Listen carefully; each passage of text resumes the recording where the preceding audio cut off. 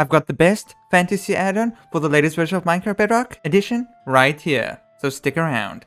And the best fantasy add-on for 1.19, in my opinion, is the ADDON's Vanilla Fantasy Structure. Sorry if I pronounces that wrong, but it's made by this person right here, and it adds a lot of structures and fantasy elements into the game, so I highly recommend this add-on. So it does come with a resource pack and a behavior pack, so make sure both are active, and of course the download link to this add-on will be in the description down below. So with both of those active and in the game world settings, I would recommend turning all these experimental gameplay features on: vanilla experiments, holiday creative features, custom bio, upcoming creative features, game test framework, and Molang features. With all those active, hop into the world. Now instantly in the world you can see two fantastical features right in front of you, and that's the helmet I'm wearing, which is custom, and that custom building in the distance there. Just look at that beauty. So before we begin, I would like to say that I'm not going to go through every single item and all that this add-on adds. Is way too many for me to show you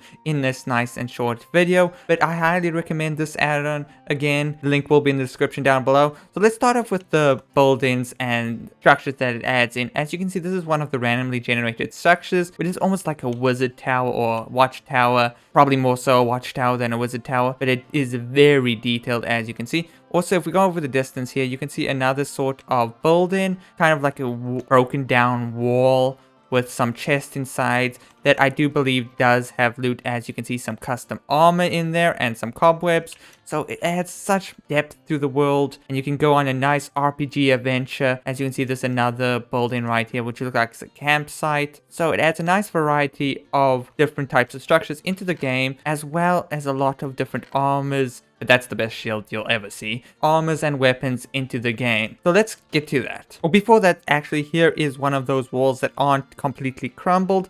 And again, it does have these chests that you can get armor and loot in. Now, I also should mention it adds a lot of different mobs. By far, a lot of mobs that look epic. So let's go to the armor. Hello, sir. I can see you're one of the mobs. Just look at those eyes. Over here, we've got a bunch of the armor. Not all the armor. There's way too many armor for me to cover. But here are some of the armors that you can see. Wait, I saw a Minotaur. Where was that Minotaur? Anyway, we've got some bone armor, which is dragon bone armor. We've got some just dragon scale armor. We've got the King's helmet. We've got the titanium helmet. We have this weird hat thing I was wearing, which is a Wendigo deer skull. We have a crown, that's obvious. We have a sentinel helmet, and we finally have Royal Knight's armor. Now, if you want to find out where you can find all these different armors, some of them you can craft, and of course, and some are drop loots, but here you go. Here's all the different armor, as you can see. Just look at all these different armors, which is super high detail. Let's just wear one of the armors just to show you how detailed it is.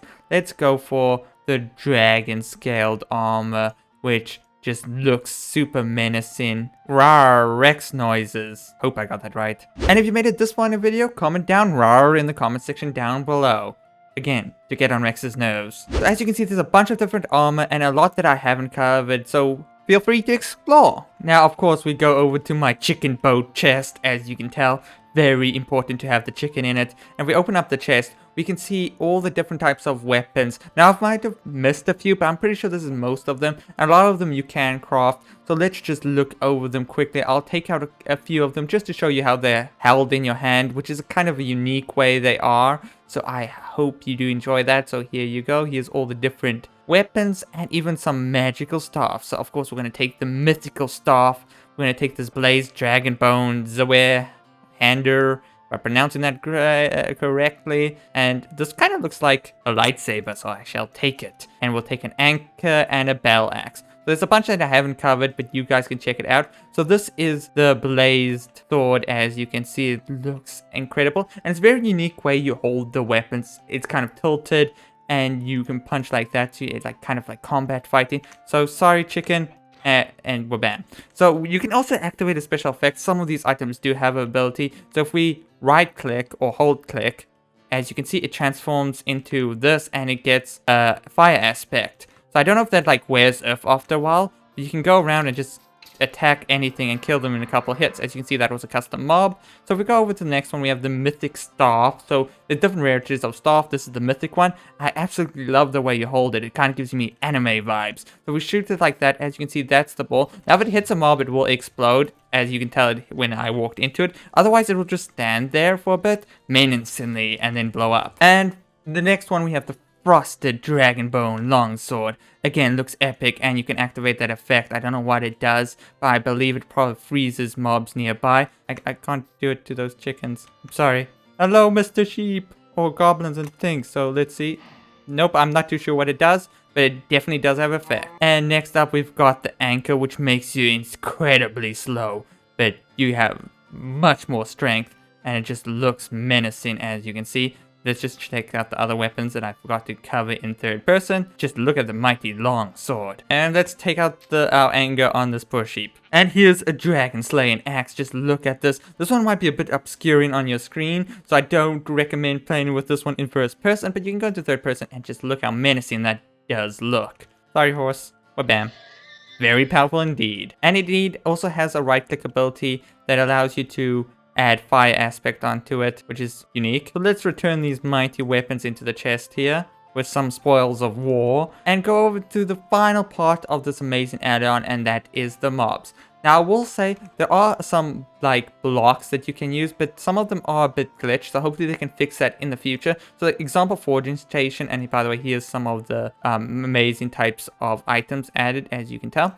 So if we plop this down, you can see that is a forging table. It's a bit bugged, a bit texture missing, but it does indeed work, as you can tell. That's the same thing with the others. So hopefully they can fix the textures in the future, but it's still amazing. So if we go to the mobs, which you've all been waiting for, if I actually find them. As you can tell, here are all the mobs. So if we go to where it actually starts, which is, I believe, over here, Goblin Trader, and you can go all the way over this way. Just look how many different mobs it's added. Some of them aren't in the game as it's just like empty there, but as you can tell, there's many different mobs and just bosses and all that fantasy goodness, which really is amazing. It's probably one of my favorite add-ons out there. Here you go. You can just kind of pause if you want to look at anything specific. So let's just grab a few bosses or things. The Dragon Slayer. And we can even spawn some trophies in. Let's grab 2 more. That horseman. And let's get the Dragon Knight. So there you go. And let's spawn a Cyclops, which I think is pretty cool. Let's start off with the first one, which is the King Kronos.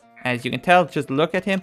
Has amazing animation, and he can definitely slice you in half, like this poor goblin right there. Next up, we've got the Red Wizard. Just look at that Red Wizard. Kind of looks like Doctor Strange with a long beard. Going further, we have the Dragon Slayer himself. Just look. That armor's amazing. Next, we can just spawn down a trophy. Just look at that trophy. Just say we conquered this Vanguard, I believe. Yeah. And next up, we have the Dryad.